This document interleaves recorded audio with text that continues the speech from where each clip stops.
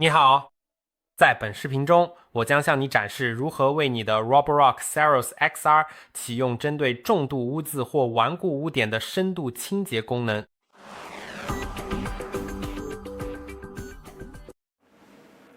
要做到这一点，你需要进入设置。我们现在进入设置，然后选择地板清洁设置。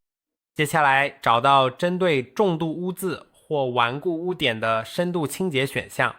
当机器人自动检测到重度污渍或顽固污点时，它会自动启动深度清洁。所以你可以启用这个功能，基本上就是这样。希望这个视频对你有所帮助，别忘了点赞和订阅。我们下期再见。